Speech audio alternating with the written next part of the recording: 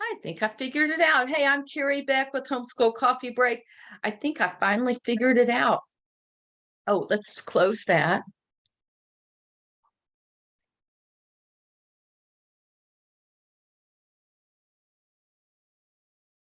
Yes, I was on mute the whole time. So only people that could hear me were the people on Zoom. I think I am not on mute anymore, and I should be in the Facebook group. And there we are. Now we got it. Lo siento. That's I'm sorry in Spanish. Sorry, sometimes I sort of revert to Spanish. What is the one activity that I would recommend to you during this homeschool coffee break that you could do to encourage a love of learning and to simplify your learning as well? Let me tell you, first of all, that one of the reasons I think this is so important. Why? Because a love of learning, if you can encourage your kids to love learning, you can encourage them to be lifetime learners. Last week, we talked about tools of learning. Leaders, if you raise your kids to be good Christian leaders, they need the tools of learning. We talked about notebooking as one of those tools. Today, we're going to talk about another strategy or tool that you can use to encourage a love of learning, because this will truly encourage your kids to love learning for a lifetime as well. The other reason I like to encourage a love of learning is leaders are lifetime learners. To be honest, they have bigger libraries usually than TVs. So let's talk about it. What is that one simple activity? It is called family time. What is family time? Some of you may have heard this before. It's morning time. I'm going to tell you how we as a family used it. I will share a few little stories. I would love to know if any of the activities that I share today are ones you already learned or are using, or the more important thing is, what is the one activity we talk about in family time that you are going to implement? This is something that we did even through the summer. Now, I was as most of you have heard, a Labor Day to Memorial Day type homeschooler. We were not year round. Does that mean my kids quit learning in the summer? No way. They were learning every day, all the time. But we put away and we took a rest or sabbatical from learning during the summertime. I believe we all need a rest from some of the traditional type activities, but we always kept our family time. This was 1 hour in the morning. Let me just describe to you what it was like. Can you imagine having 1 hour in the morning where your whole family is together learning together? Wouldn't that be cool? Can you imagine having 1 hour in the morning that you could focus on whatever is most important to you? Whatever God has shared with you, you are actually going to be able to do during this 1 hour.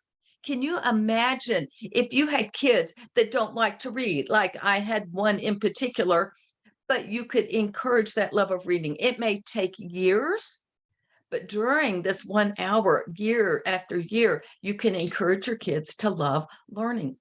There are can you imagine being able to find the time to do all the things you don't have time for? And let me explain how this works. For us, we had 1 hour. The first 30 minutes were whatever was important to me or what God told me or Steve or whoever, what we were working on that week. The last 30 minutes was always, always, always read aloud time. So we'll talk about read aloud time in just a minute. Let's talk about that first 30 minutes, because it did not look the same every single day or every single week. How did it look? Let me just share a few things. And okay, so some of it, one of the things that my kids actually did was they would read a poem aloud. Some of you have heard me talk about this. They would use books like Where the Sidewalk Ends or A Light in the Attic. There's another one, can't remember the name of it. I didn't grab it. These would be books, and they had to actually stand up and read a poem. And this mostly was once they got to high school, we did not do this as much. Maybe we should have continued it. I also like the tool Poetry Memorization from IEW. That's a great poetry tool, but they would read it and they actually enjoyed poetry. As a child growing up, I don't know about you, I did not like poetry. It was hard. I didn't understand it. It made no sense. I did not want my kids to have a fear of poetry, and I wanted them to enjoy it. So they may be reading that. But then I found some more serious poems, things like The Harp and the Laurel Wreath or Anne's Anthology. I actually pulled these out. I was watching a Hallmark movie, and the girl was over in England in the countryside reading a Robert Browning poem. And I was like, oh, I wonder if I have that poem. What I like, okay, about this one, The Harp and the Laurel Wreath, it is actually age appropriate. It starts with the younger years, the grammar stage, which is one of the tools of learning grammar, logic, and rhetoric. I'm not going to talk about that today. It starts with selections and dictations. Then it goes to the logic stage. Again, poetry selections, and then rhetoric. That is your high school ages. And all of those, that one actually includes study questions. So here is one, The Wind by Robert Louis Stevenson. And I might read it and ask them, my kids one question about it. That was it. Then we would move into the older kids. This is an Alfred Lloyd Tennyson poem, The Lady of Shalott.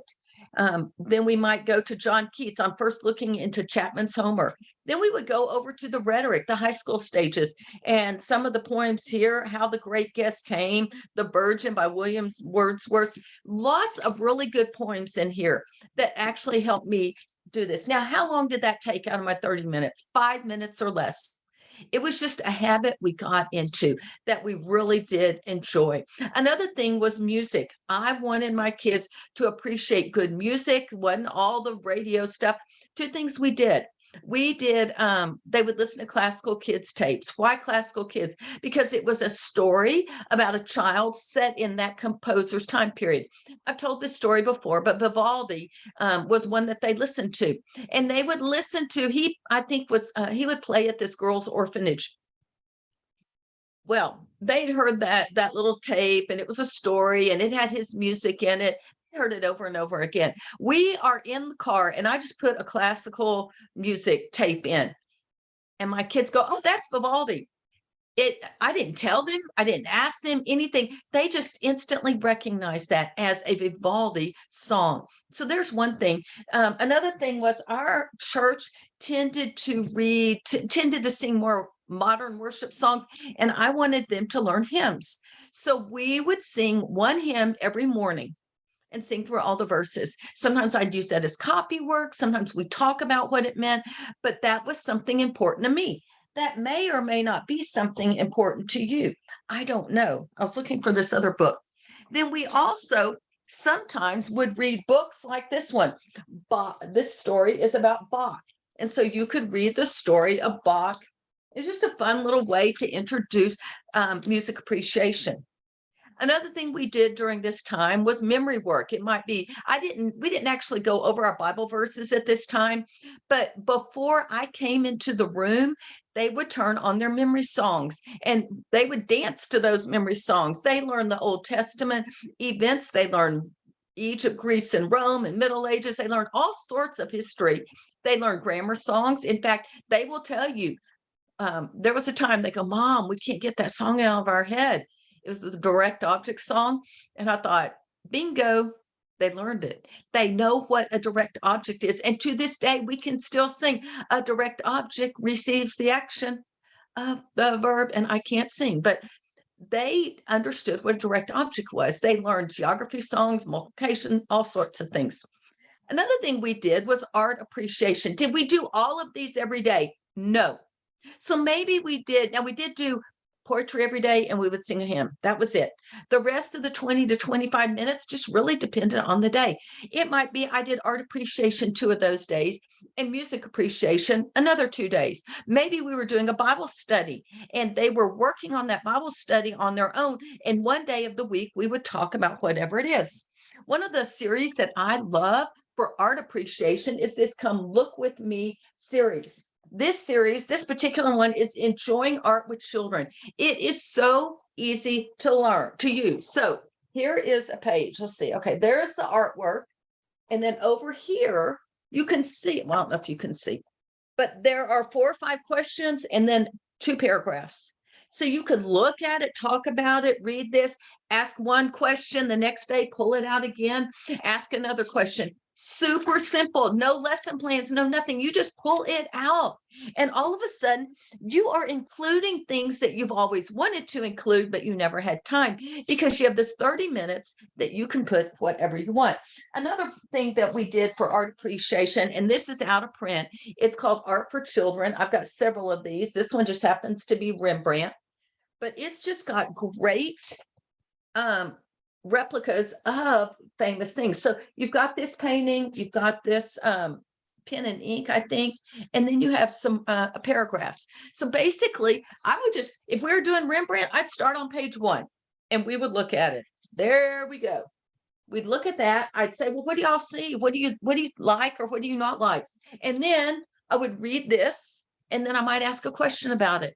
That was it. Day 2. Well, here, let's get back. Well, there's a history of him in the beginning. Here's the other picture. So we'd look at this picture, read this, ask a question, and that was it. Super simple, nothing deep. All right. So there's one thing. Another thing we actually did was some character training. I used this series called Hero Tales. They are short little, okay, let's see, Dwight Moody, Shoe Salesman for God. And then you've got 3 stories about him. Let's see, 1, 2, there are 2.5 pages. So here we go. It's all about repentance. And I'm sorry, let me turn the slide down a little. Oh, not completely off. Well, a little more light. Okay, so you can see we've got this page and this page, and that's it. And then a few questions, and that's it. And then there'll be another story about him. So if I decided I wanted to do a hero tale, there's 3 stories, one on Monday, Wednesday, Friday. And then maybe we do art on Tuesday and Thursday. I don't know. Then the last thing we would do, and I actually did this all the way up in high school. We read this book called, well, I think there's 3 in the series. Mathematicians Are People Too.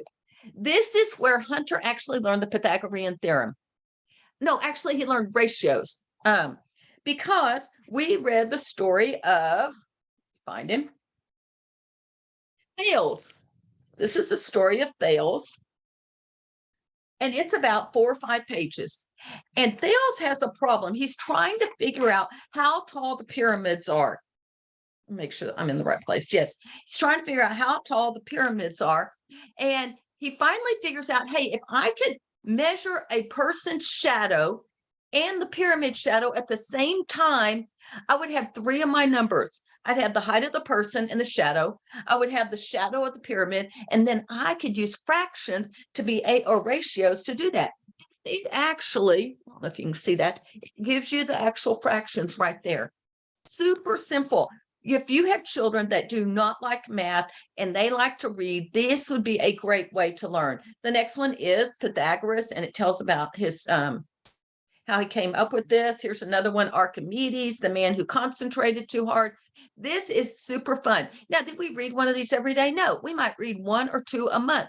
It was very sporadic, but it just kept introducing these ideas on a regular basis. So 30 minutes, we have poetry and hymns pretty much every day. We might have some memory work before I got in because we could pop in the songs, art appreciation, music appreciation, Bible study, history review, math. It just really depended. All right, that's that. Now let's move forward to the last half. This to me is probably one of the most important things of my entire homeschool. I will tell you the story, and the story goes like this. The first year I homeschooled, I wanted to read classic books. I wanted to read timeless books, wonderful literature to my kids. So after lunch, they would be finishing up and I would be reading. And I don't know about you, but as I was reading after lunch, I would be reading my book and going, and I'd be falling asleep because I was exhausted. I've been up an hour or 2 before the kids. And I was like, this is a really bad example. You are modeling that reading puts you to sleep. Gary, you need to change the way you do this. And so starting year 2 till the 10th year of our homeschool, we always started with that read aloud. I turned it into a family time. It started as just the read aloud. Then we grew into the family time that I've described. How did that look? There's a few things that I would do. I would rotate the book topics. Not all my kids liked every topic. Gentry would listen to all of them. Hunter Waters was Family Robinson Crusoe. He would pay attention, or Robin Hood and King Arthur. He liked those 2. Ashley liked history. That was pretty much it. She liked some literature, but mostly she loved historical fiction. So I would rotate the types of books. A lot of them did center on my whatever time period we were studying. So I would make sure we were always integrating some historical fiction or a biography of some sort. This was not an assignment. All right. This was a time that we could dive in, just enjoy each other, spending time with each other. Did my kids sit on the couch like perfect little angels? No way. We would get nowhere if I had done that. So what did I do? I had a basket with some drawing supplies. I had a basket with Legos, anything that was quiet that they could do. Actually, if I had taught my kids to knit, like I just taught, I didn't teach. The YouTube video taught me and my granddaughter Faith and Elizabeth how to finger knit. Super quiet. Faith loves it. I mean, she got strands of finger knitting by the time her mom and dad got home 2 weekends ago. But that'd be another thing that they could do. So whatever, works with your family. Hunter sometimes would throw the ball up and down and he had his glove and he would catch it while we were reading. The reason I did that is for me personally, I hear and listen and remember the story better when my hands are busy. I listen better. Like when we're driving, I can tell you if I hear a story or a song, I'll tell you where I heard it. There is just some connection between what's around me and what I hear. And so I did not want to make it where they had to be perfect little angels. So that's one thing. The other thing is I would use these times for copy work. Maybe I would take little kids one sentence, older kids a paragraph, and they would have to copy it. And that was reinforcing good grammar, good writing, good language, good spelling, all of that in them by using copy work. Another thing I could do is use it for dictation. Again, good quality writing for dictation. Narration would be another thing. And if you're not familiar with narration, when your kids are younger, you read whatever your story is and they tell it back to you. And you don't correct them. Whatever they say is okay. If they say it was a yellow dress, but it was really a red dress, it's okay. They are having if you correct them, they're going to shut down and they're not going to share anything. Whatever they say, I tended to type up and they had to copy that for copy work the next day. I'm not always, but this was one activity. As they got older, they would still verbalize it to me. Then they'd say it out loud. And then I say, okay, I want you to go write it down yourself because it's easier to speak it out loud than to go write it instantly. As they got even older, they could retell the story in writing. And then as they got even older, like we're talking 14, 15, 16, their brains really kicking in gear with abstract, I would move to reading journals. We'll talk about reading journals next week in 2 weeks. So I'm not going to talk about that now. But that reading journals are telling about the story instead of just retelling what happened in the story. You're actually adding opinions and thoughts with it. Those are a few things that I would do with the read aloud. But that allowed me a lot of freedom. We read so many good books, and my kids didn't have to be on that reading level. They just had to be on the listening level of that particular book. And that was it. Now, I have covered a ton of information. We've talked about encouraging a love of learning with family time. We've also talked about simplifying your homeschool with family time. I do have a free ebook for you. It's all about read alouds. How do you use them? And each of my kids, after they graduated, gave me their top 10 favorite read aloud books, and they're all in there. When I get off of here, I will actually give you the blog post that you can go and get it completely free. I would love it. Two things. If you would share the blog post, not the PDF, but that so people can go and find us and see how we could help them. But if you would share the blog post, that's one thing. And the other thing I completely forgot, wherever you are listening to this or watching this, would you please click the subscribe button? I would love for you to subscribe and be able to get regular updates because every Monday we talk about a topic that you have told me, my group has told me that they need help with. So today we've been talking about simplifying by not having to write a lesson plan and do all this stuff. You just sort of have these few, whatever's important to you, 4 or 5 things. They take about 5 minutes each. You don't, and it's very relaxed. If your kids start goofing up and getting in trouble, just stop. Do something else. Take a break. Send them outside for 5 minutes. Bring them back, and then see if we can get back on track. So, family time. First 30 minutes, we did hymns, poetry, and whatever else was more important to us. Last 30 minutes, always start the day with read aloud. Why? Because when it goes to the end of the day, we don't get it done. Whatever you do first thing in the morning gets done. And that generally means it's most important to you. And I wanted my kids to know read aloud was most important. I'll close with this story. When we first made this change, my kids were like, oh no, I'm not going to finish math. Oh no, I'm not going to finish this, that, or the other. I was like, you know what? This is mom. If you don't finish it because we spent too much time reading aloud, that's on me.